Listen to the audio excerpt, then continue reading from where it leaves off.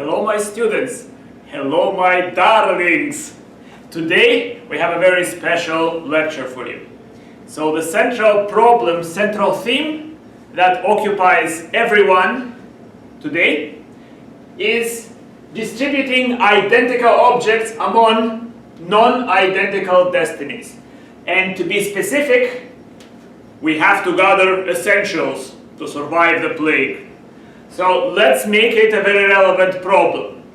Suppose that there are only 5 toilet paper rolls left in the supermarket.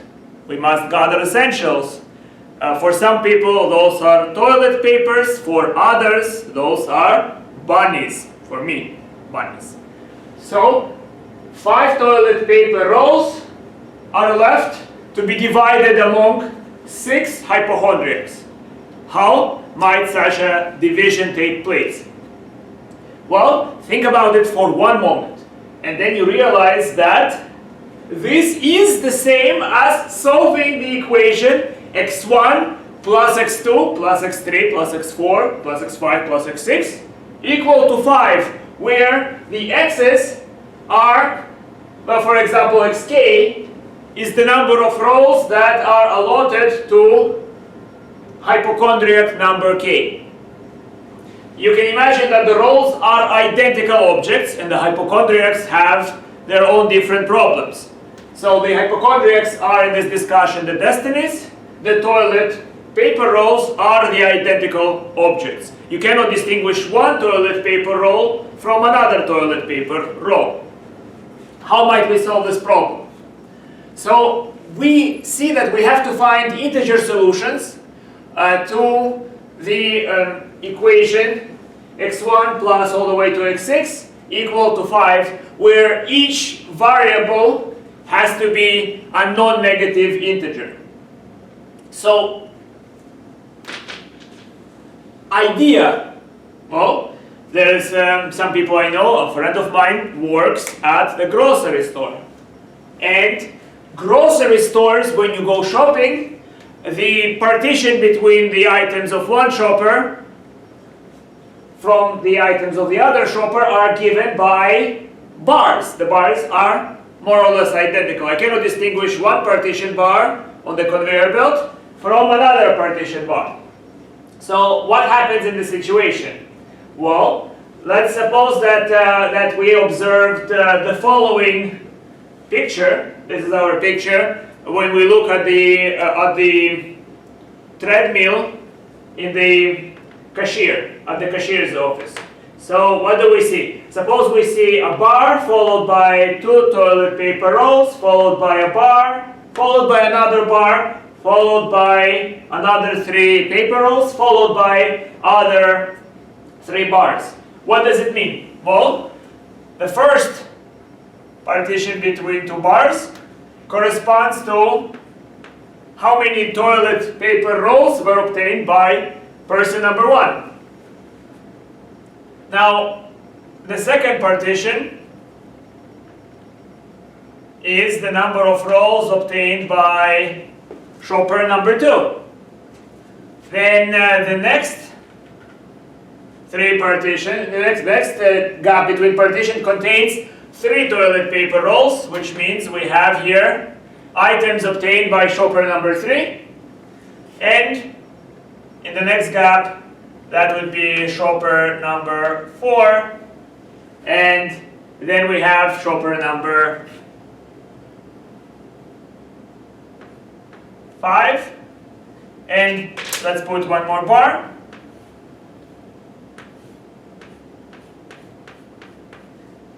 This is now shopper number 6. Observe what just happened here. This partition means that shopper number 1 obtained 2 toilet paper rolls, shopper number 2 obtained 0 paper rolls, shopper number 3 obtained 3 paper rolls, shopper number 4, 5, and shopper number 6 obtained 0 paper rolls. That's very sad.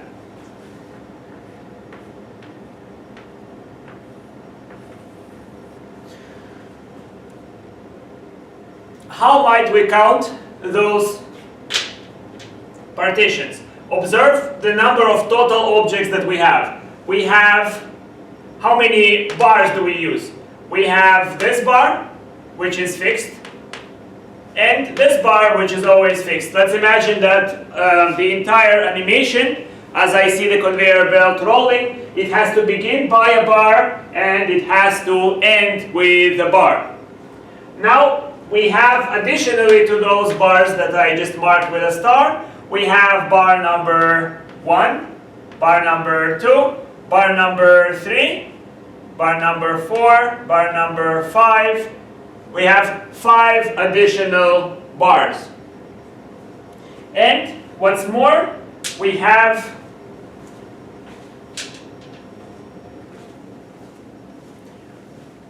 additionally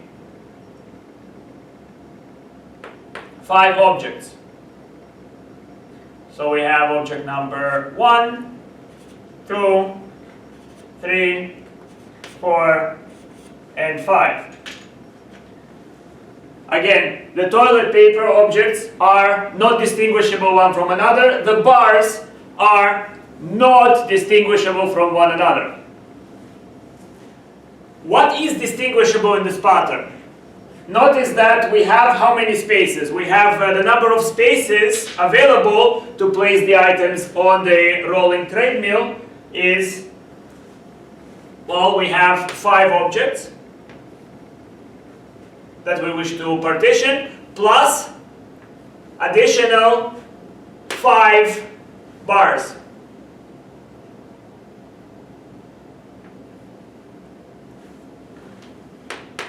Right? Additional 5 bars.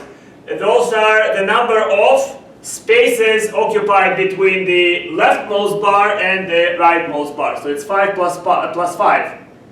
Notice now that the particular partition is completely determined by where we select, which places we select, which space points we select to be occupied by the bars.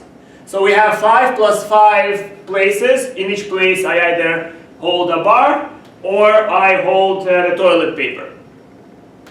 And out of those spaces I must choose the bars. So 5 plus 5, choose the places that will be occupied by the bars. The remainder will be occupied by the toilet paper rolls. 5 plus 5, choose 5.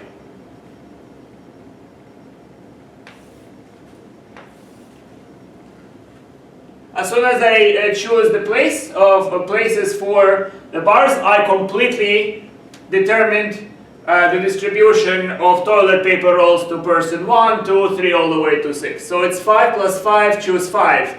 This means pick a place or pick better 5 places for bars. You could have equally well solved this problem by picking places for the toilet paper rolls. So if I had 5 plus 5, choose 5. In this case, this could have been also places picked to house toilet rolls.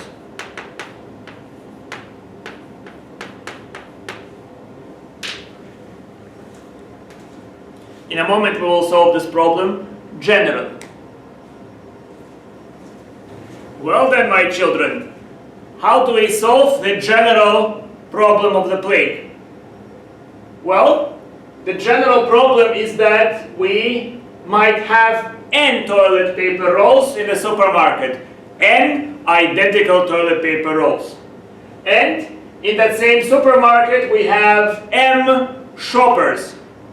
M shoppers come to try to buy some toilet paper to survive the harsh reality of the plague. Now, how do I divide the toilet papers among the possible destinies? And their destiny is to belong to, for each toilet paper, it's to belong to one of the shoppers. So we have n indistinguishable objects, the toilet paper rolls, to be assigned among m distinguishable destinies. That, of course, is nothing other than a solution to this integer equation, x1 plus x2 plus x3 all the way to xm. The sum of those variables equal to n, where each xk, well, xk is the items assigned to, the toilet papers assigned to shopper number k. This has to be bigger than or equal to 0. So let's look into the supermarket and ask the vital supply questions. How many objects do we have in stock? How many items? Well, that's obviously just n. Another question is, how many partition bars do we have in store? Now think about it, right? If we have m shoppers, well, if the number of shoppers is just 2, additionally to the beginning bar and the end bar, I must have one more bar, right? This is the beginning of shopping and the end of shopping. But between those two bars, if I place one bar, now I have a division of the items between two people. If m is equal to 2, place one bar, I have partition of 2. If m equals to 3, if n equals to 3, I'm sorry, if the number of shoppers equals to 3, how many bars do I need? 3 shoppers, I need 2 bars, right? So you can see between the beginning of shopping and this bar, I have the items that go to person 1, and then between the 2 middle bars, I have items going to person 2, and between the last bar and the end of shopping bar, I have items going to person number 3. So if you think about it a little bit, it's clear that if I have m shoppers, I have to stock on m minus 1 bars. Yay! How many total spaces do we have on the conveyor belt? Do you understand the question? We have this conveyor belt running where you check out the items you bought, and you can imagine there is a camera watching the conveyor belt from above. And this camera then records the items moving, and it will notice the number of spaces. How many spaces? Well, we have spaces occupied by the items bought and other spaces occupied by the m minus 1 bars. Right? So how many total spaces between the first bar and the end bar? There are going to be n spaces allotted to the objects plus m minus 1 spaces allotted to bars. Now, finally, I can try asking how many partition destinies are there? What's available for us? Okay, we can decide to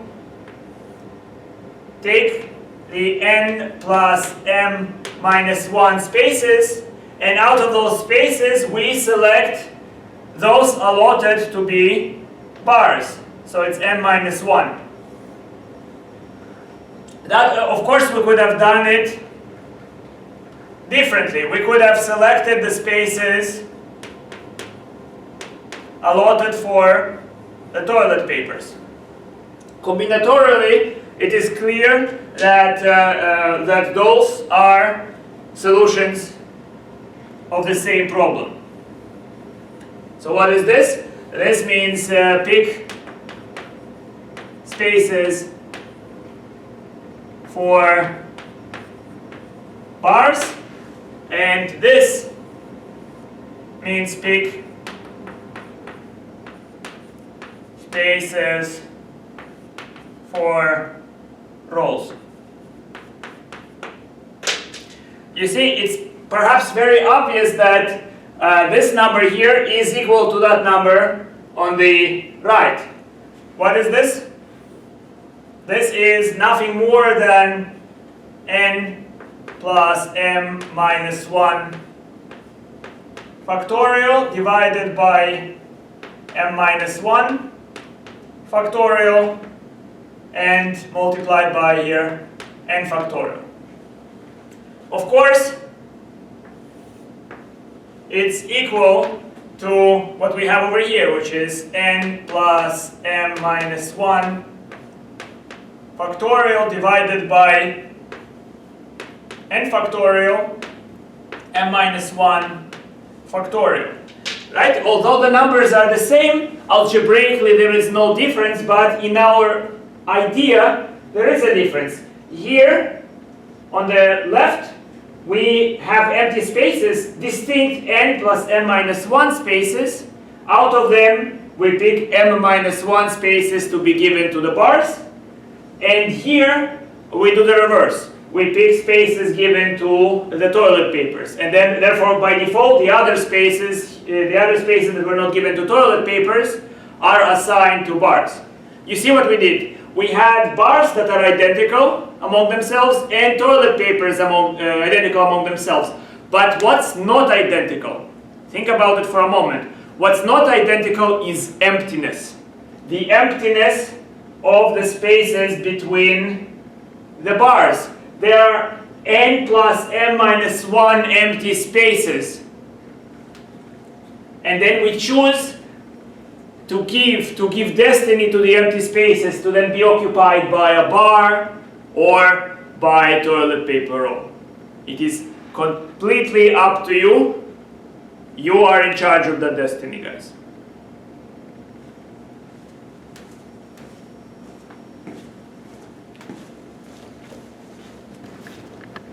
Of course, the prior discussion leads us right away to a general mathematical idea.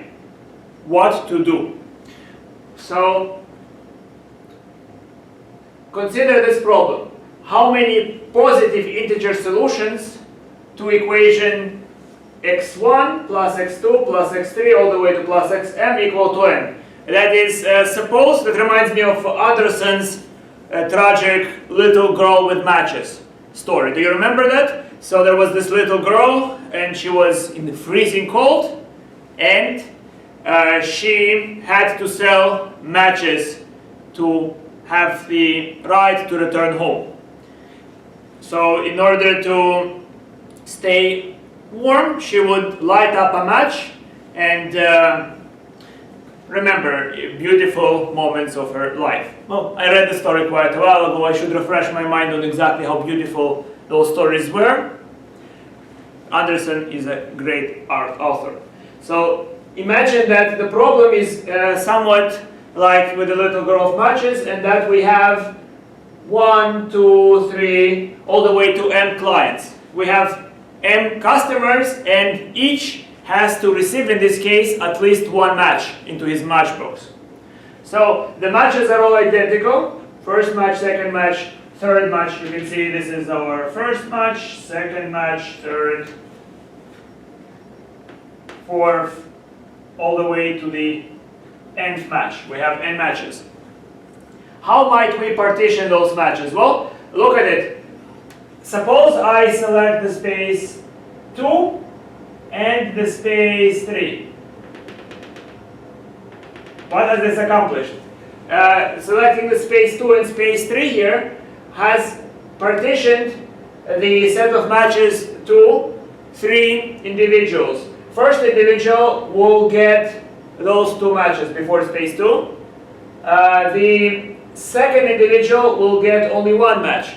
What he gets is between empty space number 2 and empty space number 3. And as for the third person, he gets everything after space 3. Do you see that by selecting 2 spaces, by selecting 1 space, we partition the total collection of matches into 2 matchboxes, where the first matchbox to the left of the partition goes to person 1, and everything to the right of the partition goes to person number 2. If we were to partition by selecting 2 spaces, we have created a partition that will distribute matches to person 1, person 2, and person 3. Since we have here m customers, you can see how many items, how many empty spaces do we have to select. Those, the number of solutions is what? So if we select m minus 1 spaces, we partition into m different matchboxes. The number of solutions then is nothing more than n minus 1. Why minus 1? Because we have n minus 1 spaces. First space is after the first match, second space is after the second match. We don't select space after the nth match. So we have altogether n minus 1 spaces. And out of those spaces, we have to choose m minus 1 of them. So this gives us a partition which, unlike in the previous example, everybody gets at least something, at least one match. What do we do now if we want to model the previous situation? So suppose that, that the matchboxes, what every person gets, does not have to contain any matches. So that is the previous problem. We know how to solve it as before. Xk is bigger than or equal to 0. But let's try to utilize this new idea. Well, what we can do is this. We can select the equation purely, thinking purely in mathematical terms. x1, I know x1 is bigger than or equal to 0, but using this idea, I only know to solve where x1, x2, x3, all of them are bigger than or equal to 1. So what I do is I insert a plus 1 for x1. Now this number in parentheses, let's call this number y1. y1 is now bigger than or equal to 1. I take x2 and I also add 1. And to each other variable, I add 1. So this is my y2 now, and all the way until I get to ym.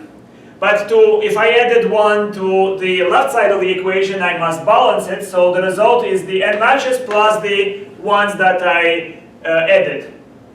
So n plus 1 plus 1. So how many do we add? We have now additional m items added. You can think of this plus 1, if you prefer, as a match that does not light fire. It's an invisible match, or a match that only exists in your imagination. So it's n plus m items now. We have n actual matches and m fictional matches. So notice that now I have that yk is a number bigger than or equal to 1. It's an integer bigger than or equal to 1. And how many solutions are there to the new equation? The number of solutions to the new equation is now n plus m minus 1. In other words, we have n plus m matches minus 1. Choose m minus 1. So what this means?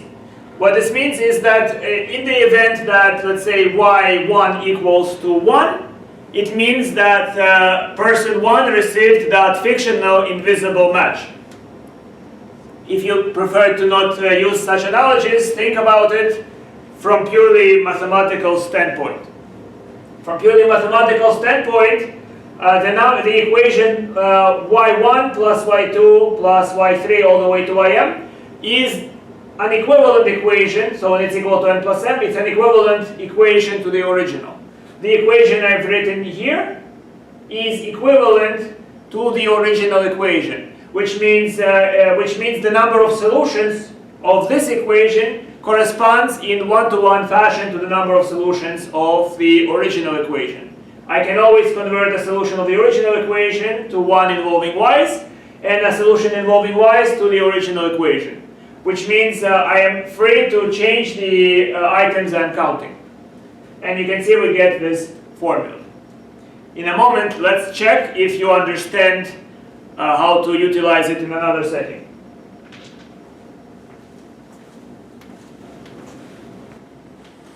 Let's see if we understand the general situation. So suppose you have to solve a system of just one equation, sorry, x1 plus x2 all the way to xm, equal to n. If x1 is bigger than or equal to minus 3, x2 is bigger than or equal to minus 3, x3 is bigger than or equal to 0, and all the others are bigger than 1. How do we deal with that? Of course, each x has to be an integer. So what do? Well, we can modify our equation as follows, right? We can say x1 we wanted to start at 1, so we add 4. x1 plus 4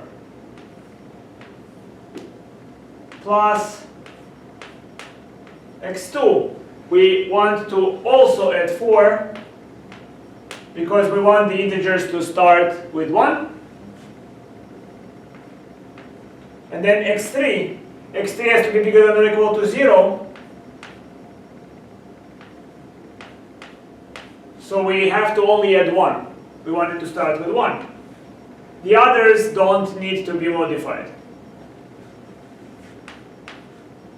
So the others I can just simply write as x4 plus x5 all the way to xm.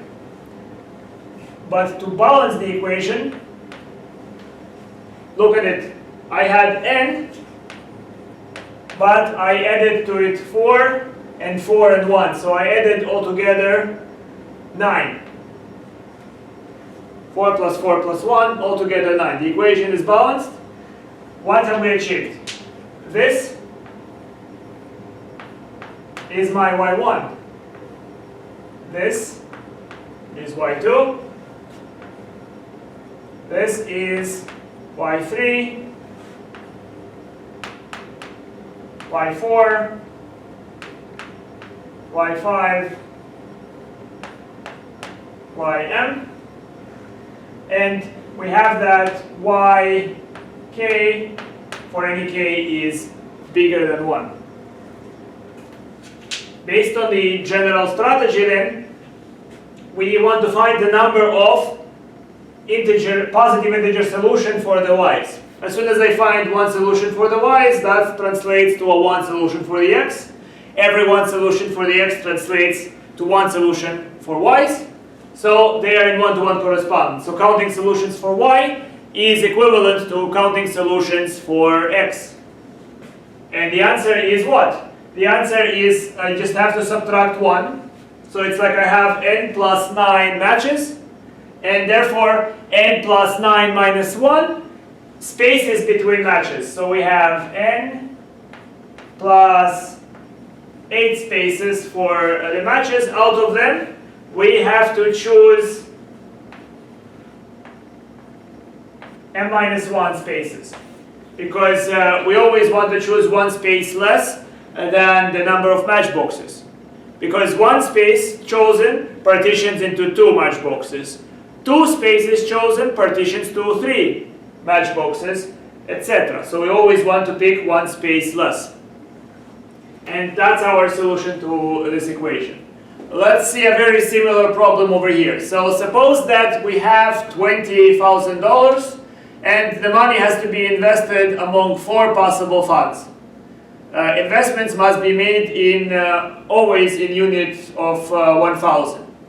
However, investment 1 requires a minimal capital of 2K, right? So I have to have $2,000 invested into account 1 or more. The other 3 accounts require a minimum of 1,000. So how do I solve that? Well, that amounts to the solution of equation x1 plus x2 plus x3 plus x4 equal to 20. I think of $1,000 bills as my matches. If you're Russian, you might kind of find this analogy very natural. There are restaurants where to show off how rich you are, you place $100 bill, or maybe if such exist, $1,000 bills, and light them as if they were candles, or if they were matches. So we have 20 $1,000 bills. However, x1 requires more than, so we have x1 has to be bigger than or equal to 2, and the other xk is bigger than or equal to 1. How do we remedy this problem? Well, we simply subtract from x, we subtract 1 unit. So we have x1 minus 1 plus x2 plus x3 plus x4. But if I subtract 1 here to balance the equation, now the number is 19 here. Why did I subtract 1? Well, again, this here is y1 and it's bigger than or equal to 1 now, right? Because it used to be x1 is bigger than or equal to 2, subtract 1 from it, it's bigger than or equal to 1. x2 is now my y2 also bigger than or equal to 1, and the same for the rest. And what's the solution? Well, it's very simple now. I have $19 bills, or $1,000 bills, and between them I have 18 spaces. So I pick 18, right? The spaces before them, 18, and I have to choose 3 spaces, because choosing 3 spaces partitions the 19 objects into 4 different categories, different investments. So it's 18, choose 3 is my answer. It is not so difficult once you just have a clear picture of it in your mind.